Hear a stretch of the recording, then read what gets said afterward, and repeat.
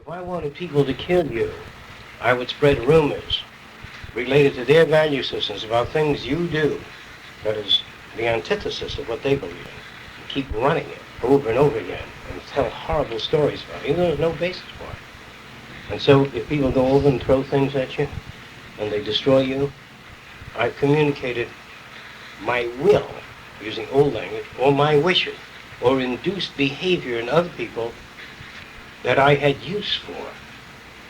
Now, people say, well, I was angry. I didn't like what she did at all. All that behavior is induced. It must be induced. If all behavior is induced, according to Loeb, if we are robots, which is what Loeb was trying to say, and he didn't mean we are somewhat robotic. He meant we are robots. That's what he meant. Not as well. Some of the body processes are mechanical, I admit that. You know, you drink water, you urinate, you defecate, you take in food. That's all sort of robot. But there's something else that people have difficulty with. You still lie down on the grass and you watch insects crawl in your old language. You're aware of lying there and watching the insects crawl. Because a robot just sits there and photographs the insects and say, tap it on his shoulder and says, did you photograph insects Wednesday? He says, what is Wednesday? What is Wednesday? What is Wednesday? You see, you lie in the grass and you can see those insects and you can feel the dew of the plants and you can see the morning sun come up and the birds rise from the ground and you can smell the water and you know that you're sitting there smelling the sea breeze, not just smelling it. And then when you touch sand and feel it run over your fingers, you know that you're lying there not only feeling it running over your fingers, but you are experiencing something, not just merely a mechanism going over the fingers and recording sensation. And they call that awareness. That's what people call awareness. And we call it something else. Would anybody want to venture a guess what a mechanist might say about the fact that a person is not only watching a beautiful sunset, but saying, here am I sitting here and perceiving the sunset? Oh, it's a hard thing to say, isn't it? One more groove pattern. It's a complex groove pattern. Yeah. What you're saying makes sense to me, but I can guarantee that that won't communicate anything to your fellow artists. So imagine you're talking to them. Well, you got to search. In the robotic pattern, there are neural grooves in the brain that cause a certain behavior pattern. What happens is that this awareness groove is also there, and you could also put it in a robot. I would agree with you. I think it's well stated. But it would never sell. It would never sell? Oh, I know. Your people. I'm not trying to sell it. Anybody else want to try it? The people that you basically associate in the theater world. Oh. I mean, they'd hear what you said, and it wouldn't sell. And it's very hard to put it in a sellable package. Anybody else want to try to talk about it? Any way you want to talk about it? That factor that makes us say, well, here am I doing this, and I'm aware of it, I'm conscious of it. You got anything to say about it? Other than additional grooves? Yeah. No. Change. You know what he means by additional grooves? Suppose if I had the chance to do this, and I'm doing this to help you understand a certain type of in-depth, sophisticated level of human behavior. Now, this is a simplified drawing of a phonograph record, okay? And in this phonograph record, I've got any subject matter at all, say a discussion going, okay? And let's say that John picks up this record and he breaks it. There's a crack in it. You've seen that happen occasionally. All right. The needle lying in the grooves of this record has one mechanism that rides in the groove and bounces up and back. You know how a record player works. The needle is shoved up and back. And when you speak, when you sing, it moves that needle up and back while the record's turning and it cuts grooves like that. A groove, and it bounces up and back. As you speak, hello, Joe, it bounces up in the same manner. And then as it is bounced up and back, it repeats that system of sounds through an amplifier, and you hear it as human voice. Now, that is a probe needle. Now, inside, this is the new dimension that I'm adding to the subject. Not only does the needle have a point and is it hollow, but it has another needle in the middle. And in that needle in the middle, it just has a round bottom, and this is the groove amplified. And it has a little tiny ball in there, steel ball, with a very fine hair through it, like that. And as you come to the crack Whenever that ball moves away from a coil, it says, oh my God, the record's cracked. That ball is a sensor to pick up the new phenomena. Picture a needle just right through. It don't give a shit whether the record's cracked or not. It'll go right through the record and it'll make a noise. But if you put a little tiny sensitive ball in there, the new vibration will shake that ball. And whenever that ball is shaken beyond a certain range, it says, my God, the record's cracked. There's a track there, see? A separate path. And every time it goes, it says, my God, the record's cracked. Now, if the ball bounces too much, it says, my God, this record is cracked in so many different places. Now, suppose you said, how many different places? Then you have to put a counter in here, a little electronic counter. So when the record makes 1 RPM, it says it's cracked in 11 places. One crack is 3 inches long and the other is 2 centimeters long, or whatever. See, because that can be picked up. But suppose we did this. Suppose we made a needle inside of a needle. I don't know if you've ever seen tubing like that, where they put one tube in the other, 15 different tubes, and each one was a different sensor. Now, the next thing now, you know, some records in the early days were made of Bakelite. And phonograph records, when I was a kid, was nearly a half-inch thick. A lot of people don't believe it. Is there anybody that ever saw a phonograph record a half-inch thick? Is there anybody that has one? Did you ever see one a half-inch thick? That's a hell of a lot of Bakelite. Mm-hmm. I mean, you couldn't even bend it. If you hit somebody with it, they die. Now, the Bakelite, when polished, had a certain texture, and the vinyl records have a smoother texture. Now, there's one needle in this whole barrel of needles that is texture-oriented. It responds to texture. And when the record is playing, it says this is a high-quality vinyl record. And if you took it off, it says this is an old Bakelite record. All it's doing is responding to texture. Does that make sense to you? That's what people call consciousness. People, human beings who don't know how to talk about certain aspects of human behavior, they talk of mind, awareness, in-depth probing. In-depth, a human being that has an in-depth method of probing has more needles than the average person. Like, for example, I'm walking out in the street with one needle, and that needle is riding a groove, and lightning occurs, and I run, and I hide in the cave. Every time lightning occurs, I turn my face away from the outside of the cave. I'm operating with one needle, and most humans have 1 to 2 needles, and so they suffer a great deal. The more needles you accumulate, meaning probes, that's what I'm talking about.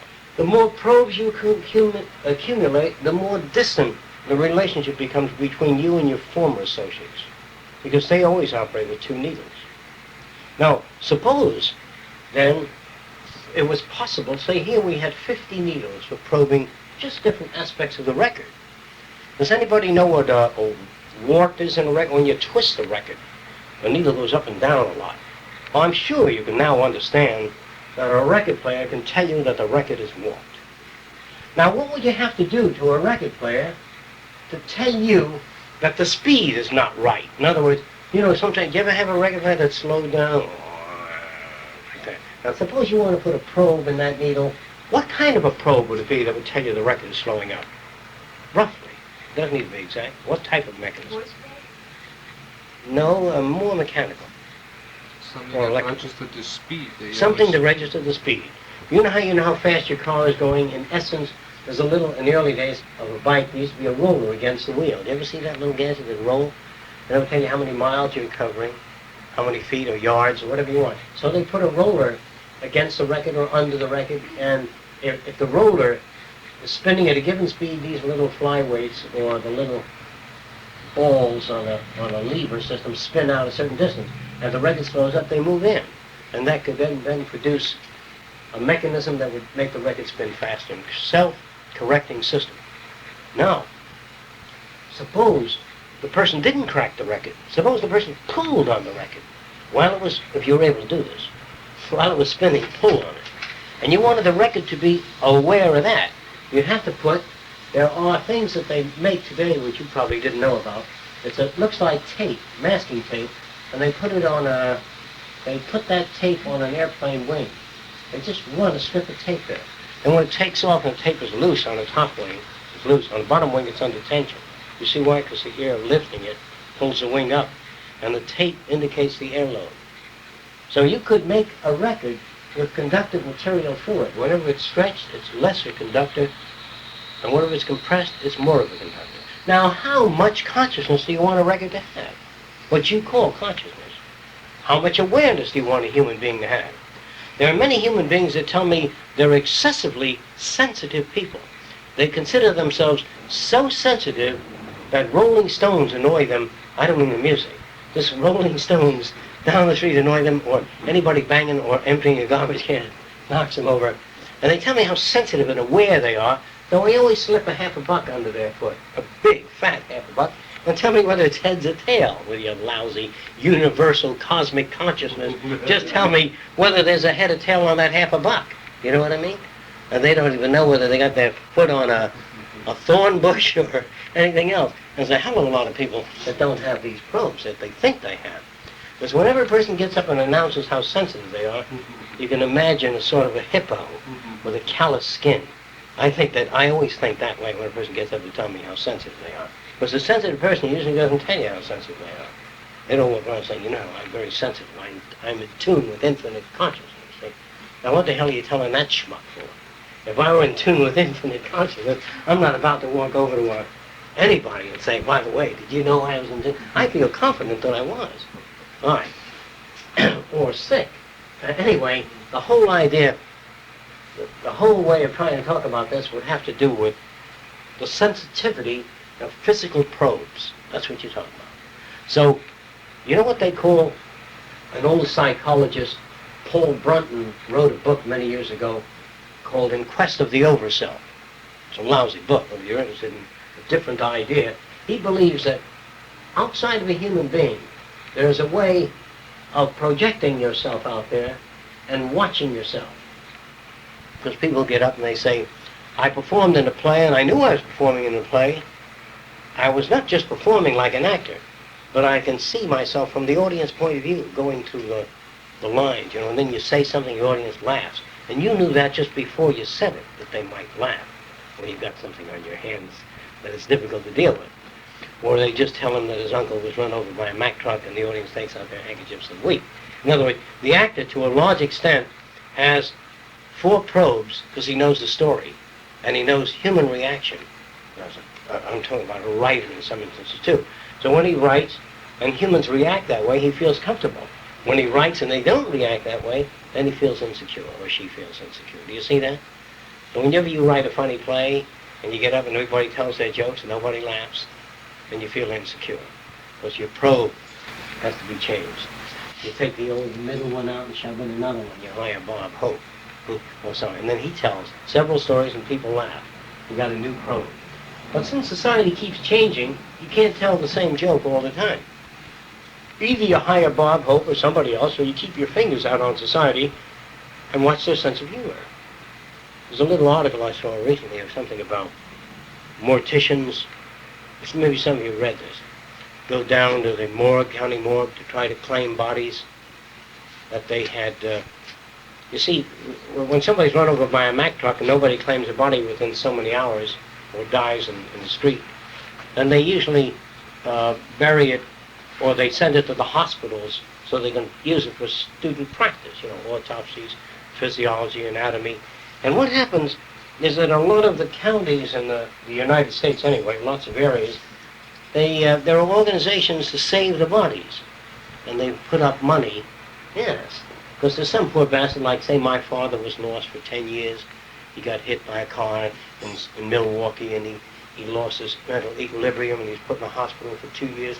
And nobody knew who he was. And all I remember is my father was missing.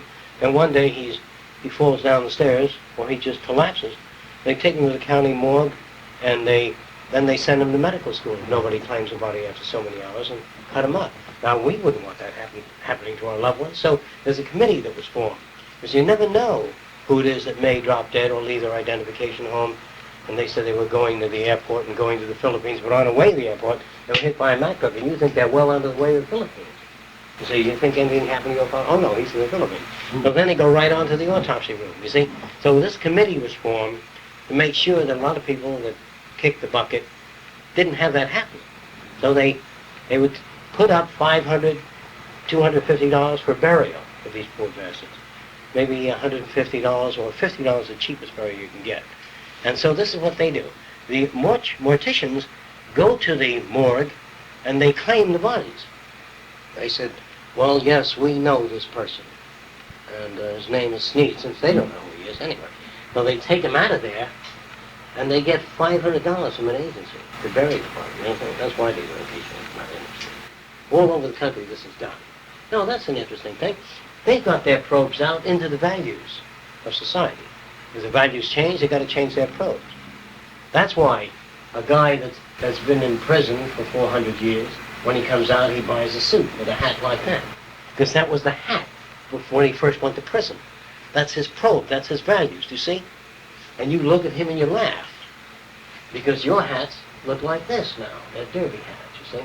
And you laugh at this guy.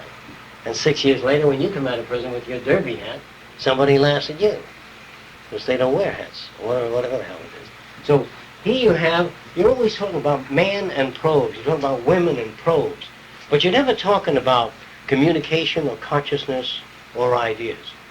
And the problems that human beings have, stated in unorthodox terms, are really related to something I'm going to talk about now. It is that many people have no identity. Now here's what that means. That's the old word, no identity. They really don't know who they are. And so they look around for movie stars or people that have identity. And they lean close to them. And then they feel they have some identity. Do you understand what I'm saying? Anybody have difficulty with that? You're famous, you're well known, you're the best golfer in the land, and I'm a nothing.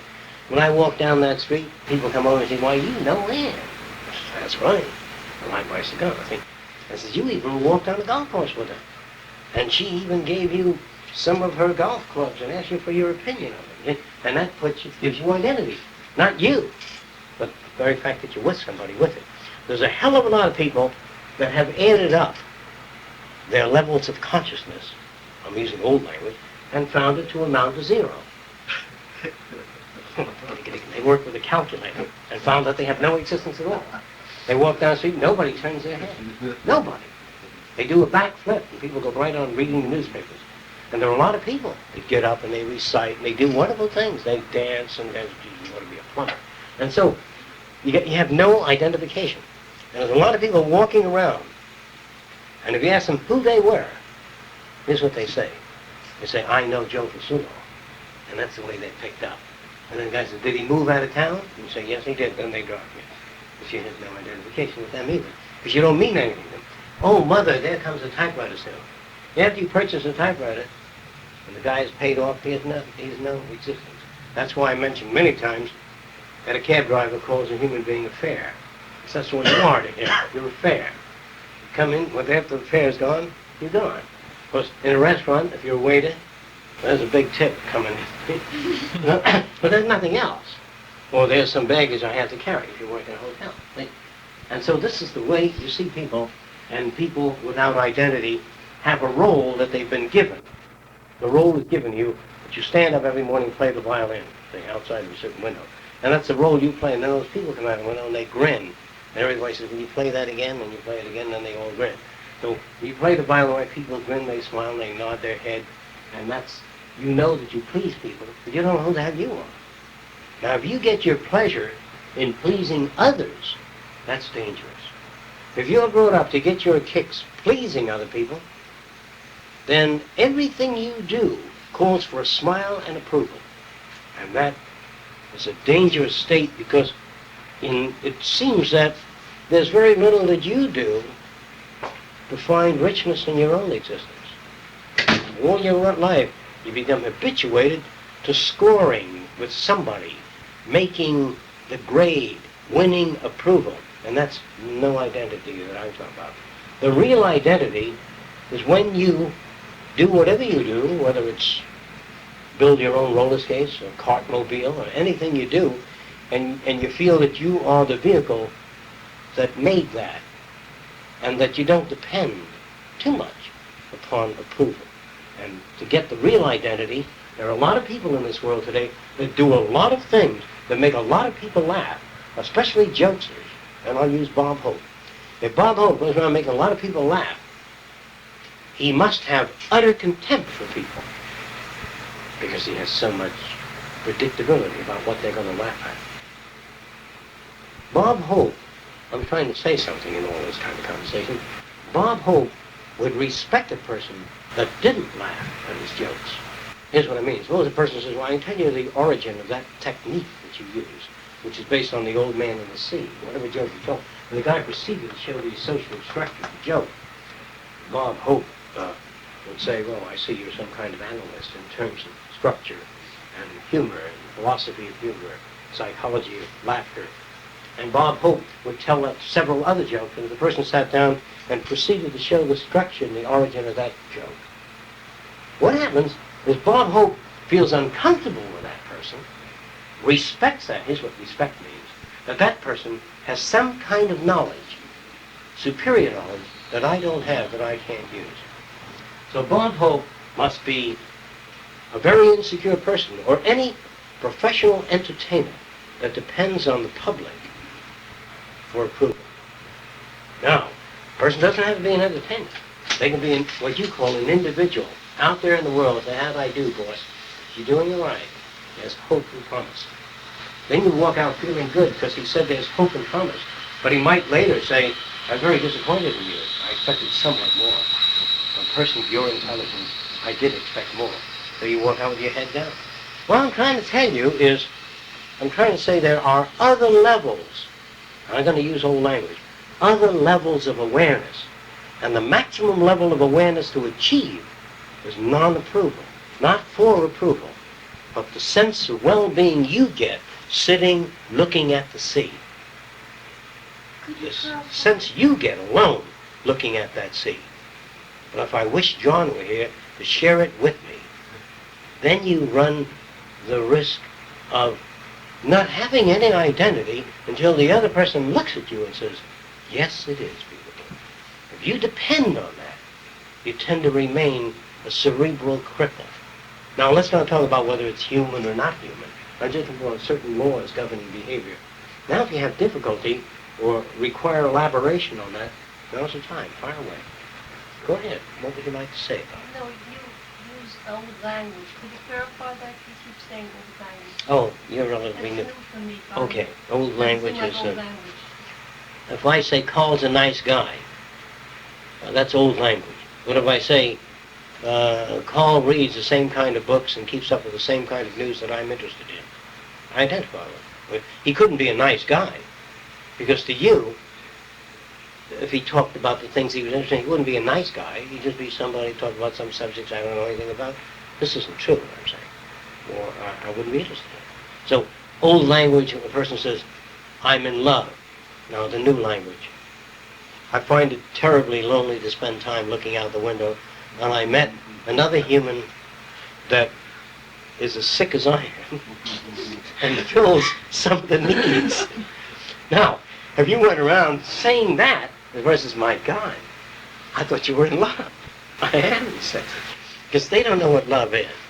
Love, the kind of love I'm talking about that most people have a problem with, is because they don't have self-identity. I'm not saying with self-identity you cannot love anyone. I'm saying that you can love people. I'm just saying that if it becomes a dependent habit, then you're in trouble. If it becomes a dependent thing, and let me show you what that means. Let's assume that my fingers moved at your will. You couldn't make anything out of clay because her fingers were paralyzed. All the nerve endings were eaten by certain types of bacteria. So her fingers hung like that. But mentally she knew exactly how to move fingers, but her fingers wouldn't move. And whenever I came into the room, he always says, Fresco, pick up that blob of clay. And I picked it up and I put it on the table. Now move your thumb 2 degrees to the right, and pretty soon a beautiful configuration came up. You know what I mean? You would feel good because you create it, but you depend on me.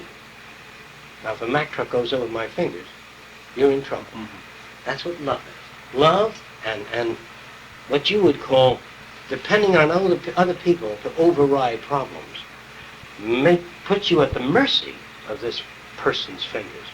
And whenever we do something and we don't succeed, that's old language. Whenever I do something, I don't try to succeed. See, let me show you what I mean. If I want to make a ferry boat that doesn't sink, I might fill the hull with plastic bubbles. I might do that. And he says to me, did you build that ferry boat that won't sink? I says, I'll let you know in 3 weeks. Is that all right? Because I build the best ferry boat I know how, but I don't know that it's not going to sink. Does that make sense here? Okay. Now, if I build an underground shelter, big, fat, strong concrete dome, and put all the children in it, see, thousands of children in big shelters, and a 500 megaton nuclear bomb goes off above that dome and sets up compression waves, like that. And all these 500,000 or how many children I put in there, if they're sitting at a piano or listening to the radio during the war, that compression bomb goes off and they all die in exactly that position, standing up, sitting down, because all their cells have been cavitated, ruptured by the concussion. You probably didn't know this, but if you're in a submarine deep in the water and a 10 megaton nuclear weapon goes off, boom, it doesn't hit the submarine. It just compresses water for a moment like that. The air pressure in there is so great, it goes like that. It doesn't break the submarine either. It just squeezes and ruptures all your blood vessels and all your capillaries and all your cells. And people are just standing there with bloodshot eyes, in whatever position they were in last. Now, Joe says, I thought you built a shelter for these children. Since not knowing about what a 10 megaton bomb can do, and not having any of that, I don't feel guilty about anything. I just did this because that was the best I knew how to do. And he says, Jock, you save the children if I build that. I take his hand off because it makes you feel very bad, because he's now putting me up there, and if the kids die, I die. As don't put me up there. I don't know if that'll save the children. Got any other suggestions? He said, no. I said, then we'll put them in there. Is that all right? So whenever you do something, don't do it with that godlike sense that what you do is sacred and final, and everybody puts you up on a pedestal. That's dangerous. Just do it, and when they say, is that the answer? I say, wait and see. That's the attitude of the research scientists. We'll give them 9 pills or 9 pills and wait and see. The blindness disappeared, the toes are rotting away, and now the kneecaps are falling off, but the man can see. So if you find a way of treating a certain disease where the person couldn't move their hand, now they can move their hand, and the guts rot away. See, the point is to do it and wait and see, but to receive the approval first, and be proud of the honors you get. If they honor you, you make an artificial heart for the person, and everybody starts to honor you. Those people are dependent people, because people that are saner, and if you made a synthetic heart that worked on somebody, I'm not going to blame you one way or the other. I'm just going to say that that seems to serve fairly well at this time. And I like your work, and I like the quality work, and I like your concern, but you also like me for working in a coal mine, for making it possible for you to keep warm in the winter. You understand what I mean? But there's nobody that's against anybody or for anybody. They would just like to see constructive, general constructive attempts. But whether it works or not depends on too many unknown variables. Therefore, stop receiving prizes, and stop receiving demerits, and stop looking for approval. That's a hard thing to do, because the whole idea of performing is for approval. Whereas the research scientist really doesn't always want answers. Sometimes he is or she is reinforced by a non-answer. Well, I'll show you what I mean by a non-answer. Suppose I had a glass here, and I would pour water from a container into that glass, and the water didn't touch the wall of the glass, stayed away from the wall of the glass. Now that's going to cause this person to open his mouth and, hey, now that is interesting. I wonder what's going on there. And if he's non-scientific and he pours water in the glass and it doesn't touch the wall, he says, hey, Joe, look at this. Joe, look at this. That's fine, bang. And he throws it away. Now some people would find that glass most interesting. What has happened to that glass? Well, along the same lines, I'm going to repeat something else in old and new language. Okay. When we stack the dominoes, as you see here, and all of you, I'm sure, are fairly familiar with this, when you knock this domino down, the others repeat, and they fall in a row. However, would you say that is this domino that starts the whole thing? Would you? Well, but there's somebody that shoved that domino, or something, right? Some little fat finger, like that. right? And if you say, well, it's this goddamn finger, and you keep going up, you'll find other things, attitudes about dominoes. So what you always find is that what we call a decision is there's always a whole series of events that occur. And some idiot along the way says, this was the decision. And that isn't even the decision. So what we call a decision is that there's a whole series of occurrences, and some people select this one as the decision, and more sophisticated people can go back and see a sub-decision. Is there anybody who has difficulty with that? You might not change the wheel on your little girl's kitty cart until it makes noise that annoys you. See? He may change the wheel because it might make noise. You can see the tire coming apart, which might annoy him. Does that make sense? And she might make the whole tire wheel of solid rubber rather than depend on replace before she even bought the wagon for the kid. Change the wheel. Now, each system for making decisions, I'm going to ask this question.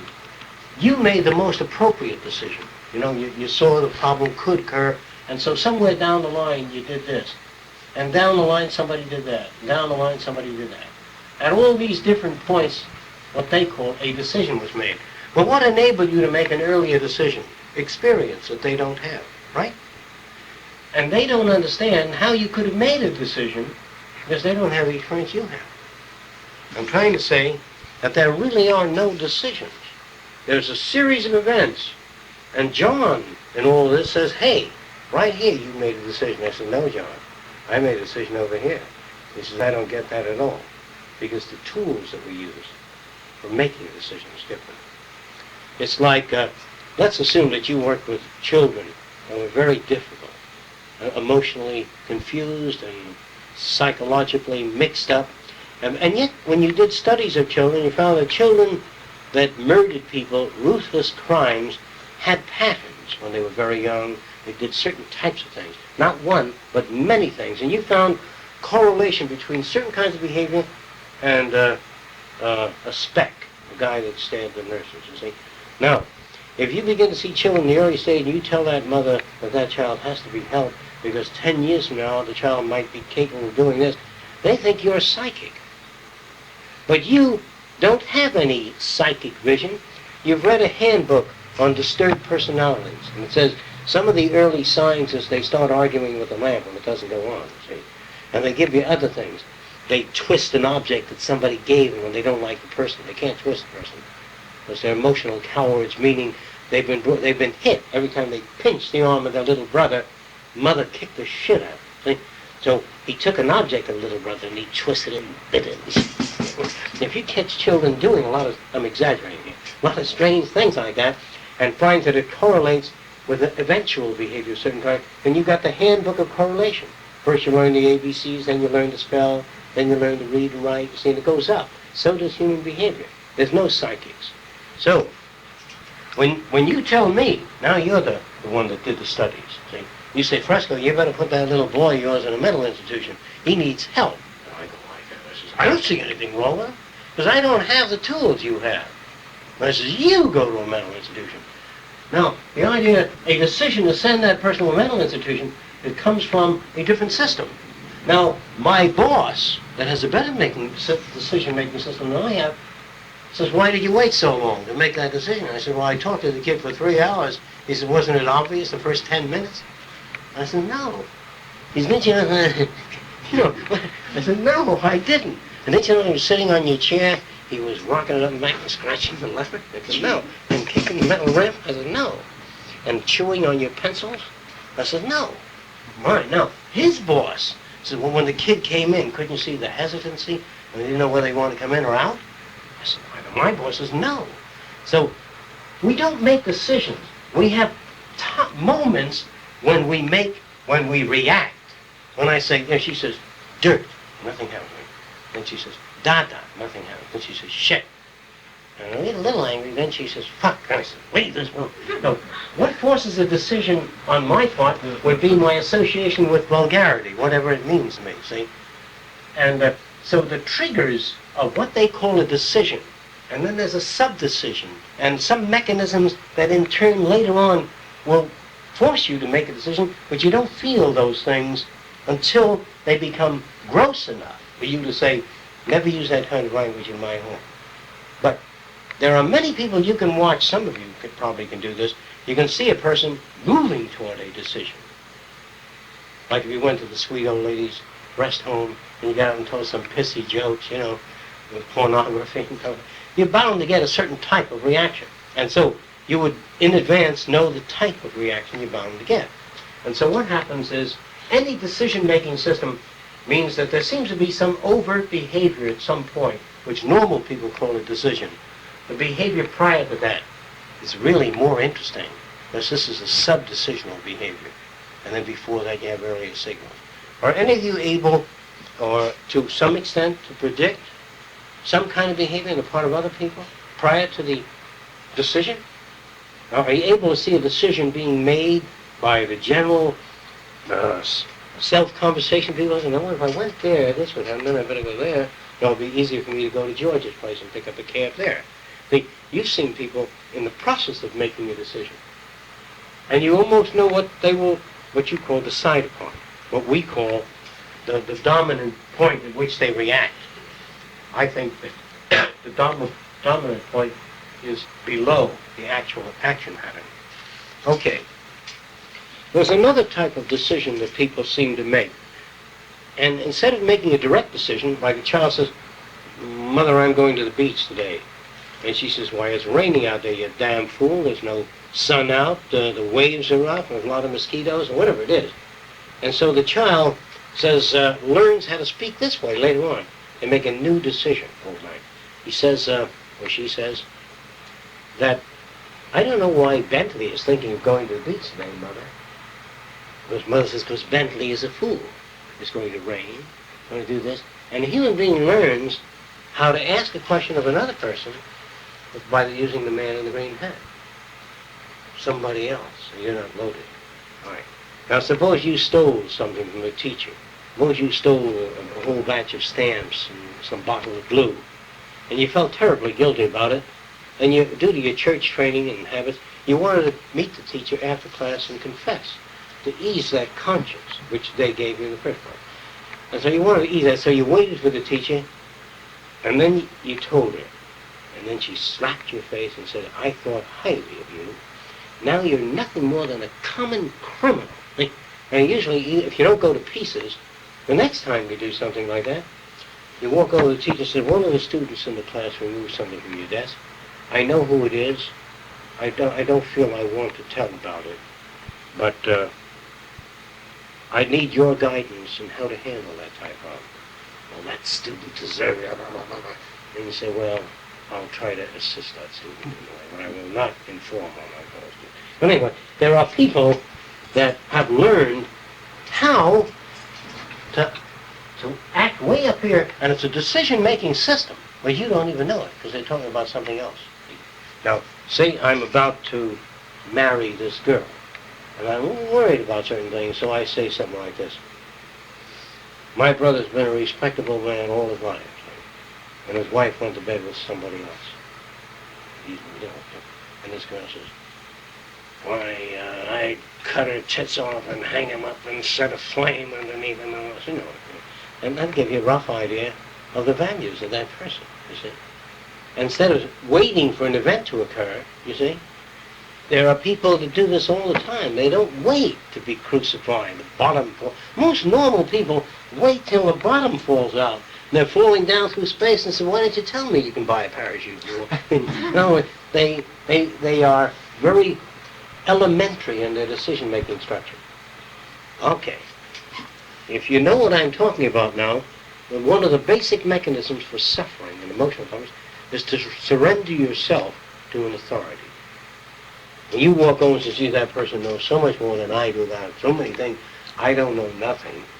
What you do is you work with that person. You say, hey, how do you make eyeglasses straight so they don't drop on? They show them how. But you don't surrender all your decisions to a person. You surrender decisions that are appropriate to surrender. Here's what that means. You're a master of tightrope walking, and any time I want to know anything, I say, hey, how do you do this? And, and I make notes, and I listen, and I respect that. But if you know everything that well, then I do listen to you, and I make notes. But when you start telling me that God gives you all that whispers into your ear at night, then I don't make notes because I can't deal with that. You have to learn how to respect another human being, meaning when you really understand extensionality in another human, and you accept that extensionality in as many areas that the person's extensional. But when you say, I'm so dumb, all they have to do is point and I'll follow. A lot of people do that. Suppose you make all my decisions for me, because every time I do anything, and that's why a lot of people go to psychiatrists. Some psychologists like making decisions for people. Makes them feel important. And that cripples the person. And there are some therapists that call themselves non-directive therapy. Any of you familiar with it? You say, my husband beats me and he burns the cat and he's pinched my ears at night when I'm asleep. He takes a rubber band and whacks it against my ears. And you say, what should I do? And these psychiatrists have learned how to say, what do you think you want to do? That's safe as hell. What do you think you want to do? Well, I'm not sure. Think about it and come in next week and call me. So, now if he says, why, you ought to tell that rat off. You son of a bitch, you're hitting me with a rubber band, it hurts. And then it shows you in the hospital with your bones broken, as the guy beat the shit out of you. You can't walk over and tell people off, assert yourself. That's on the assumption that other people say, hey, you know that person got a point there? That's on the assumption that everybody's all right. You can only assert yourself, and it would make sense if you got the effect you wanted. If I assert myself with a guy 9 foot tall, and he throws me off a bridge, on the way down, I asserted myself. Crash. So the idea is, I don't know when you can assert yourself. And so some people say, you know, what would you do? How do you feel about it? And in that way, they don't take your goddamn burden and point the road for tomorrow, what you're supposed to do. So here are some of the mechanisms of human suffering. And to deal with them and to understand what it is that you're looking for, or why this super dependency need, or why this leaning always, it is necessary to lean on a crutch, because a crutch has a real function that enables you to get around. All right, there's a time to set it aside, or maybe never set it aside, because I depend on the crutch maker. And then the next thing comes in, do you want to take time out to learn how to make your own crutch in case something happens to this person? I said, so Fresco, I've got no hands, and I can't make any crutches. And then I've got to design a system that deals with my own limitations. You see what I mean? Each system cannot be optimal, but could be based upon your limitations. But no one must stop at some point saying I'm a limited soul, because they've got to always climb in some areas in an attempt to overcome those limitations. Any questions about this kind of thing? If it's a little far out or anything you want clarified, press it now. Are you saying that the intuition would have Intuition place is in- a decision-making system that you don't know you have.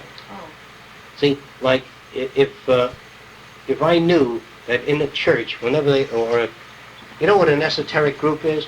Like, say, the Thalamites, if they pour a little wine in everybody's cup and just a little more wine in your cup, it means that that person has to be looked upon with great suspicion. You know what I mean? If you don't know their decision-making systems, you say, oh, well, it's nice of you to give me a little more wine. You don't know whether it was nice of them or what their planning is. So we don't always know the other person's decision-making system. And everybody seems to get it intuitively that you're not right when you give them a little more wine by the director of the institution. See what I mean? That's the esoteric language of the group. You follow that? A person could show their feeling toward you by a signal they've generated without this, in the early days it was this. Remember that? That was obvious. And when two people were fighting in an arena and the guy was about to kill him, the king went like that and they killed him. Now all the king had to do was light his cigar and they killed him. You don't have to have that obvious a signal. All right, a decision then is a signal to you, but not to Anne or anybody else. Some people say, how do you make decisions so fast? You ever hear that? Now here's what that means. Let's assume you can see 5 times as well as I can. And you can see. Remember this illustration? This is a bad drawing of a lake. And some of us have looked at lakes when the water got thin, that were frozen during the winter, and there is a specific pattern of changes in color in the ice. It gets whiter and milkier. You ever notice thin ice? Do you know the pattern? So when you and I are walking on ice, I come from the tropics, and I've walked miles on ice, I don't know what patterns to avoid. You do. And I say, I admire your quick decisions. You just have an eye, and when this image falls on your eye, you have something in your brain related to that. Watch out. I don't. So even if your decision is forced by pattern, see what I mean by that? No? I don't have a pattern. Therefore, I admire your quick decision-making system. And you say, thanks, I've always been quick at making decisions. Well, I remain dumb. If you point the signals out to me, and I say, boy, you're smart, you say, no. See this foot? Fell through the ice once. Oh, I thought you were smart. How can you ever be smart without having fallen through the ice? The smartest people in the world have fallen through more ice than anybody I've ever met. I always find that everybody I ever met that I considered smart has scars on their feet and their lives from falling through ice. And normal people think they never fall through ice. That's how they fall through ice. The guy that braced the airplane wings saw his brother's plane fall apart midair. They said, well, you're smart for bracing that wing like that. People ask me why I put so many nuts, bolts, screws, and rivets in any of my structures. Because I've seen a house blown away in a hurricane once. Lifted off the ground, blown away. Now, putting all those nuts, bolts, and screws in a building doesn't mean it won't be blown away. But the probability is less. Does that make sense to you? So the decision to overbuild comes from particular sites that you've seen. So I want you to understand that, if possible, that a decision is a serially related thing. Okay, any other questions? I don't know if I've answered your question. Anything else about that area? Okay. The thing I'd like to impress upon you in closing is essentially this, that when you find yourself looking to somebody else for a lifestyle or total guidance, it could be dangerous. But when you look at it this way, when you're a teacher, and I look to you for information and learn how to use a camera, so you can say, John, you can handle a camera well enough on your own now. That's good. But when he only tells me just enough, I can't get by, and I depend on him, that's a trap. Whenever I'm hired by any industry to do one job, and I cannot move up from that job, that's a tyranny. Is that correct? Whenever you have a relationship with a person, the person says, you're too dumb to handle that. Let me handle that. That's the tyranny of the situation. When the person says, you're not qualified for handling that, or identifies your insufficiency and shows you how and enables you to handle that, that is love, warmth, respect, friendship, good fellowship, humanism, but snatching it out of your hands and not allowing you to move up is contempt. Is that real clear? Meaning at least within that realm. Let's go for coffee. Coffee. Coffee.